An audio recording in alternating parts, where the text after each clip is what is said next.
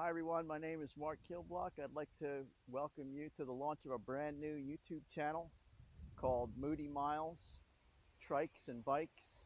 The Trikes and Bikes part is quite simple. I ride both a Recumbent trike, Ice Sprint X, and also a gravel bike, a Specialized Diverge E5. And the Moody Miles part we'll talk about as I go on my first ride here. So this channel is all about riding and not so much about talking, so let's go.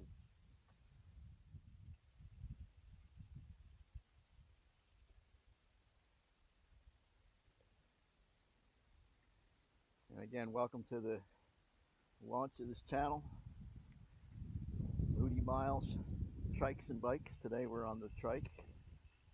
We're at Killen's Pond State Park. This is the riding spot closest to where I live. I don't have to spend a lot of time on the road rather than riding time. It takes me a grand total of somewhere between 5 and 10 minutes to get here. So right now we're in one of the pavilion parking lots. Killen Pond State Park has pavilions for picnics and camping. It also has a big water park, and it has a campground. We are just prior to the summer season starting here, where the water park will be open. But normally if you come here on a weekday, I can ride around the access roads. There's not a lot of mileage, that's why you'll see me looping around the different parking lots just to add some mileage to the ride. And then there's another dedicated bike path out on Killen's Pond Road that goes in front of the park and also goes in front of Lake Forest High School. It's not too busy at the high school. I'll zip through the parking lot there. These recumbent trikes being so low, riding through really busy parking lots where people can't see you is not always the best idea. So we'll see how today goes. Lots here, as you can see. There's only one other vehicle here besides me.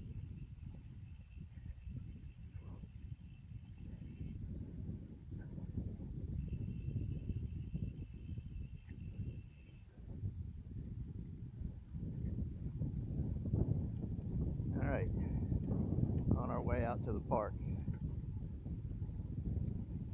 So, Moody Miles, Trikes and Bikes. Explain the Trikes and Bikes part. Not very complicated. The Moody part is a little more complicated.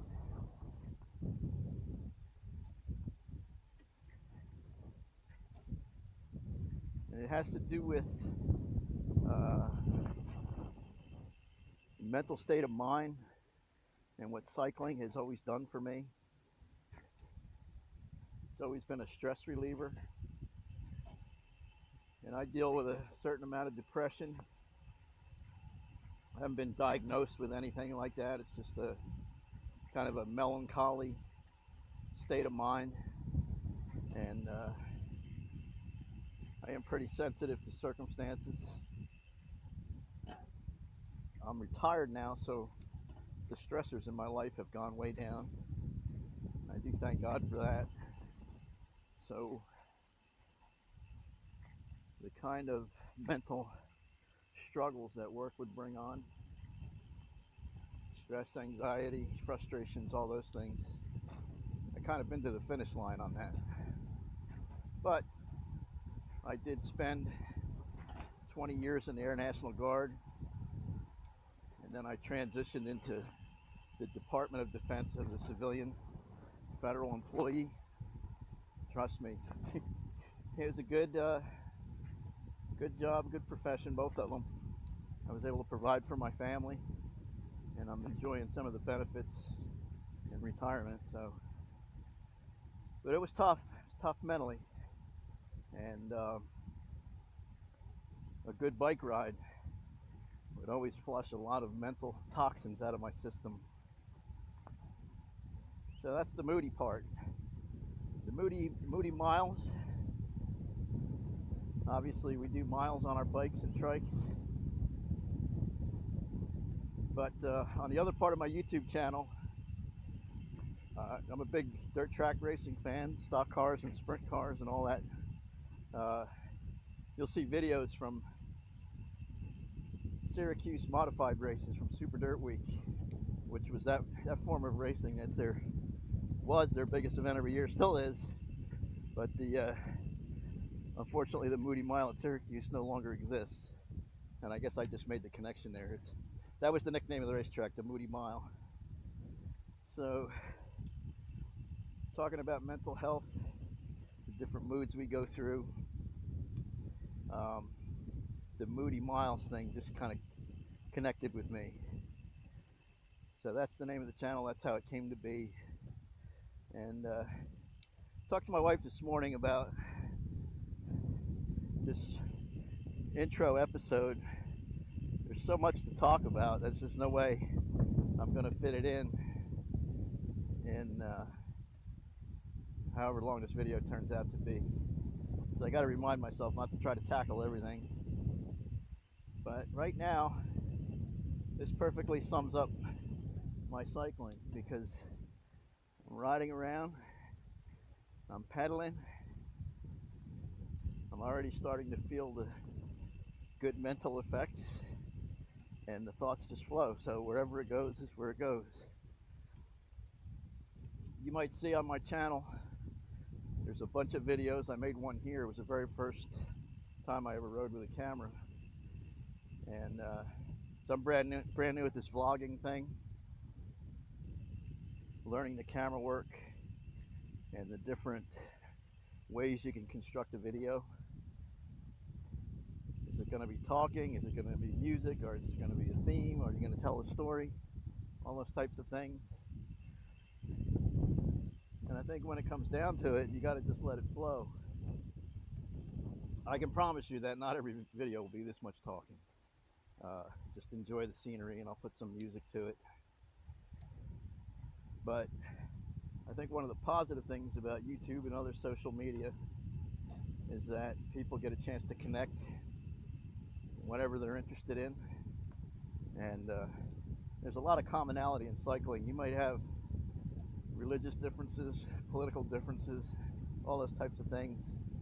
But just the simplicity of cycling it's pretty easy to find common ground, I think. So that's where I'll be coming from. As you can see, this is a cool place to ride. I am not a road rider anymore, so I guess maybe that's where I'll get into my history with cycling. And what the heck, I'll go all the way back to when I was a little kid, because that's when it starts for us, right? I don't know if it was kindergarten, first grade, whatever. I had a bicycle called a Schwinn Racer. It was red. And I struggled to learn how to ride a bike. I fell off a lot, got frustrated. But when it finally clicked, that was all I could think about. I can remember being at school. I can remember being at catechism class. And all I wanted to do was get those things over with so I could get home and ride my bike. And I'll bet there's a bunch of you out there right now nodding your heads and know exactly what I'm talking about. And it kind of doesn't change. You know, I mean, we grow, we mature, we don't stay, kindergarten kids all our life. But the childlike, simple joy of cycling stays with us. And we talk a lot about how life has changed, and we keep our kids on a tight leash because of how society is. And I have a daughter who's grown up and out living life now. She's going to be 21 soon, but we kept her pretty close to the vest for all the reasons that you might imagine, the worries that we have about our kids. But I grew up in that era. I know it sounds like a cliche, but come home when your parents told you to come home when the street lights come on, and riding a bike was a big part of that. I probably was never more than a few miles from home, but it seemed like total freedom. So that was the childhood part. And then life goes on, and as kids get older, or at least we did, I don't know how kids are now, about cars, but all you dreamt about was when you're going to get your first car, get your license. So bicycles wasn't exactly a sign of prestige if you were riding a bicycle when you were in your teens. So that kind of fell into place with me too. Got away from bicycle. Then I got into my early 20s. I'm not going to go into exhaustive detail, but I didn't have the smoothest transition to the working world. And there were times when financially I was in pretty bad shape. Didn't have a car. And I did have friends that were into cycling for fitness. And got my first 10-speed. There's a Moody, a French make. Not even sure if I pronounced it right.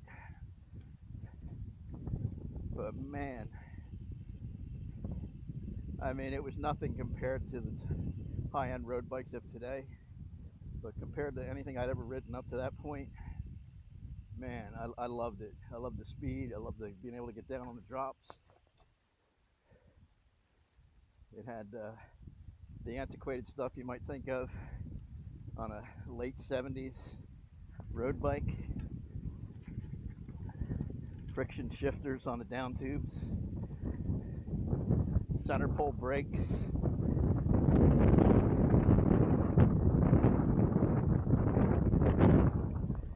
And man, I'll tell you something else. It is ridiculously windy out here today, so I did test this my second ride with an external mic, and I tested it with I still can't remember what you call those things, the little bunny that goes on top, shield the mic from the wind. Seemed like it worked pretty well, but it's going to get another test today. This is the water park, completely empty right now. So I can zip around here.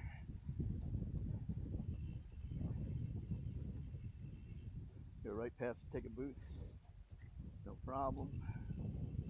About 2 weeks from now, it won't be like this. It'll be full. What I found last summer, pool closes at 6. If I come over, I can still ride through here. A few cars, a few stragglers of people that are still here. But it's still doable. But it's kind of neat right now, just having the whole place to myself. So anyway, yeah, the Moody. That was late 70s, early 80s. Rode it out of necessity. I would ride it to work. We lived near the Watchung Mountains in central New Jersey. So I did get to do some real mountain riding and some incredibly stupid and fast downhills coming down. I never crashed.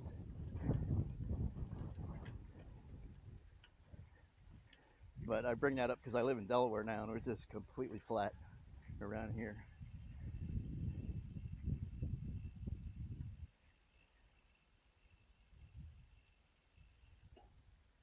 Rider up.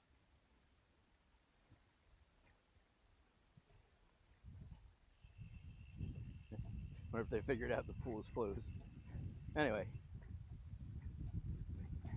so I got a lot of miles in on that thing. Moody miles. See what I did there? And really enjoyed it. And that's where, as an adult, my love for cycling kicked off. And I had some aptitude for it. Whenever I rode in a group, I was able to be one of the quicker ones. Just loved it.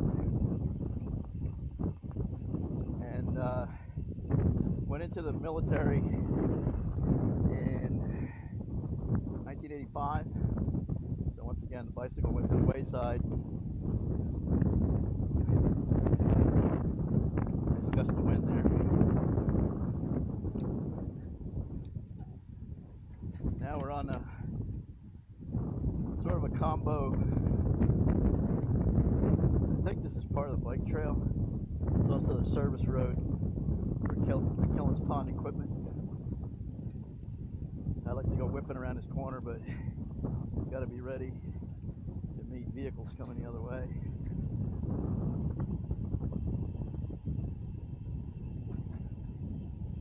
All right, we're clean and green.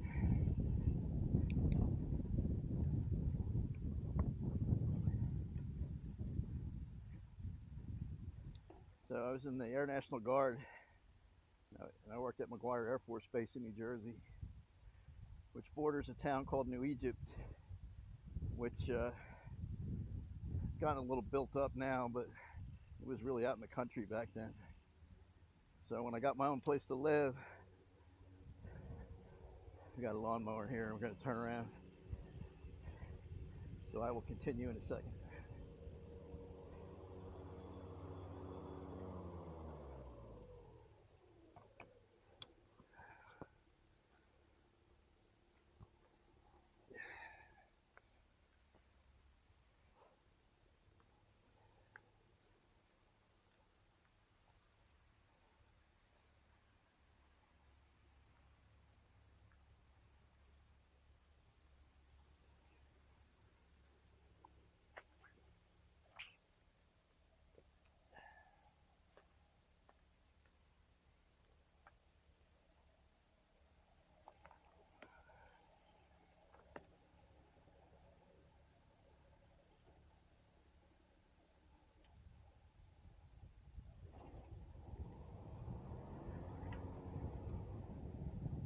So I moved to New Egypt. It's out in the country. When I got my own place, I brought my bicycle down there, started taking advantage of the country roads.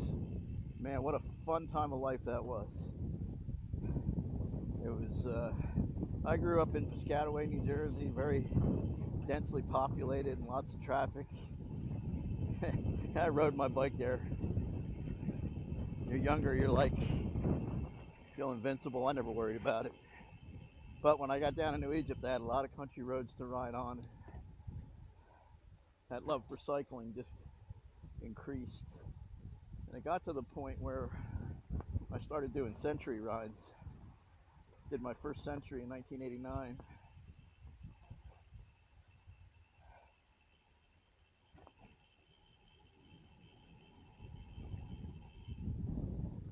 And I think total, throughout my whole cycling career, I think I did 6 or 7 of them. And in my work at McGuire Air Force Base, I met up with a friend that was a really, really serious cyclist.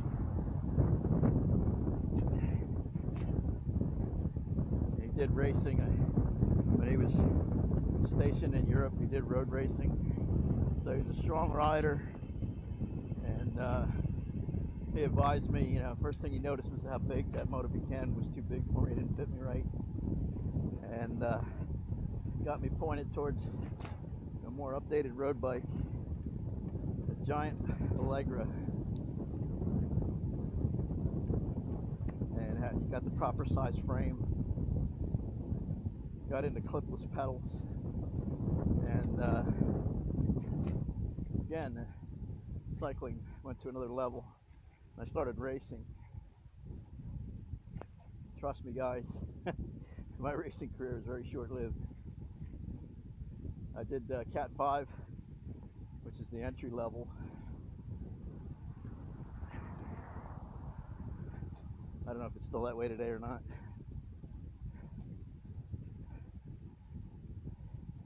Had some success. This is where you start to sound like an old has-been. But there was a criterium race in Point Pleasant, New Jersey, and I was in the lead breakaway, and everybody was being strategic. Coming off the last corner, who was gonna lead out the sprint, and in my inexperience and impulse, I just took off past everybody, and I was all alone on the finish straight. And I didn't look back, but one guy had gone with me. He popped out of the draft, so I ended up second. So I didn't win the race, but I know the feeling of putting in the training. At least I was competitive and I had a chance. That was the highlight. So I raced for a couple of years. I kept all my training logs, so I know at my peak, I think I was riding about 125 miles a week, and that was like the bare minimum you had to do to be competitive. I was doing training races during the week, fast club rides. I remember being in a drafting pack, and any of you that have experienced that, the draft that a group of 20 or 30 cyclists can make, it's just amazing. You look down at your speedometer and you're going 27 to 30 miles an hour, and you're barely pedaling. Of course, till you get up front and get out in the wind. But I liked it. It's a lot of work. Eventually, it just burned me out. I didn't want to do that much work, so I just went back to being a recreational cyclist. It's pretty much what I've been ever since.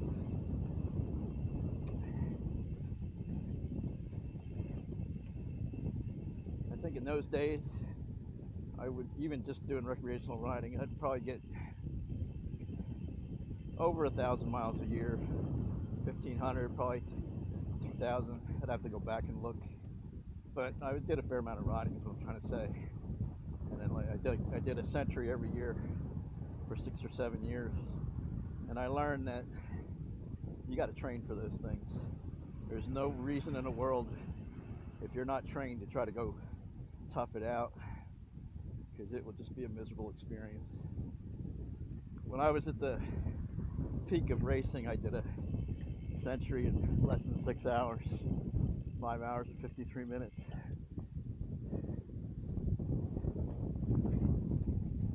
I think you got Stephanie slower from there. So there's a lot of different ways to cycle. There's also mountain biking. I discovered that in the 90s.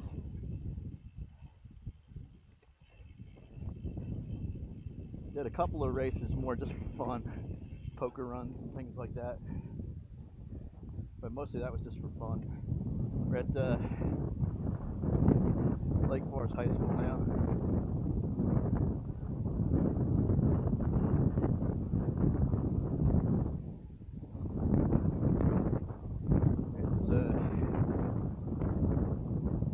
It's pretty packed, so we're just gonna do a quick loop through here and press on. Usually I leave through all the other parking lots.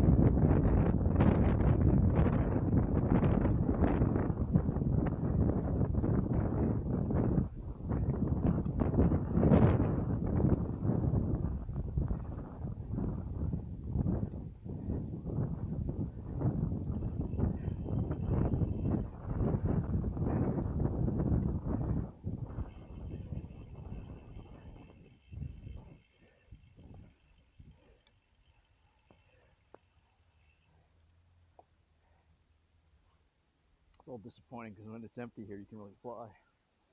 But too many cars backing out.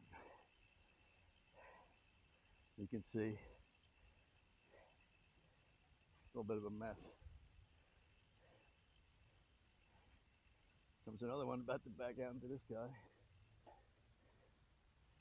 Oh. I almost said a bad word there. Sometimes I wonder. Anyway, we got an escape route here.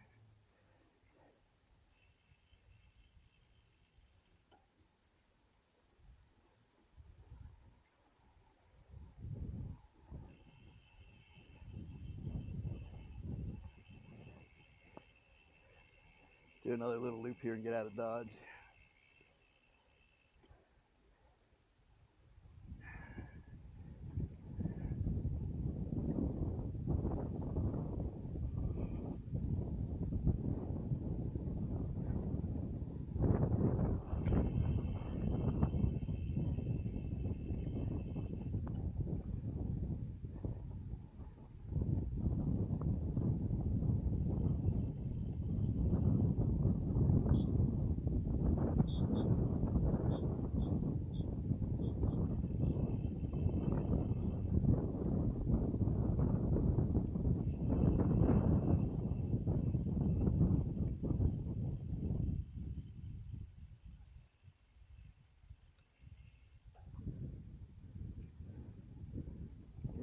Busy, busy day.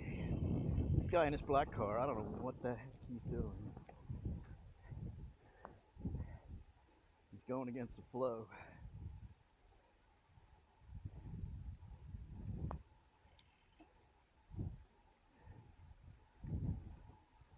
Anyway, we will be out of here shortly. And we got a little room to open it up here on our way out.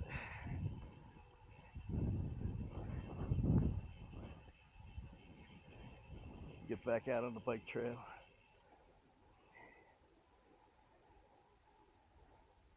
I was talking about mountain biking. That was pure fun and also hazardous. Let me run down the list of injuries. Separated both shoulders. This is over a long period of time, so I don't want to paint too much of a dramatic picture. Separated both shoulders. Worst injury I ever had was a torn ACL. Probably concussions, even though I didn't want to admit it at the time. All that kind of stuff.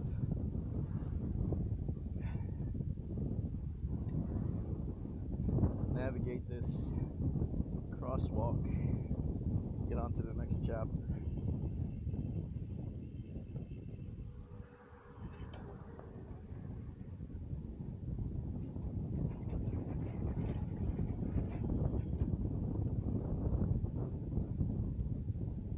So, yeah, I talked about all the mountain biking injuries. So now I'll talk about my more recent history. I talked a lot about road riding. Now you see me out here on this bike trail. And the reason for that is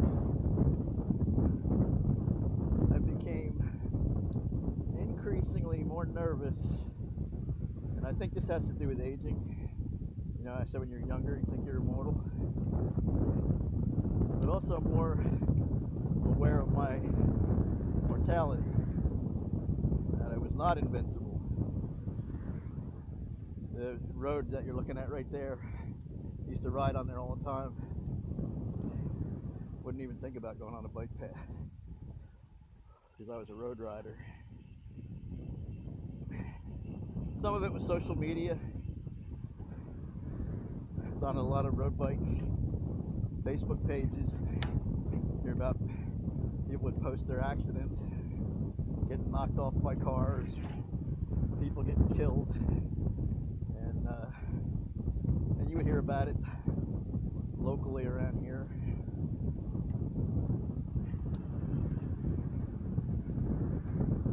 And I really wasn't enjoying my rides anymore. And this road here is kind of busy because of the high school. But we have, like I described New Egypt, a lot of country roads, central or lower Delaware, same way. There's tons and tons of back roads I could ride on. Not a lot of traffic, but I don't know if you can tell, that road right there has no shoulder, and the majority of them don't. Speed limit's usually 50.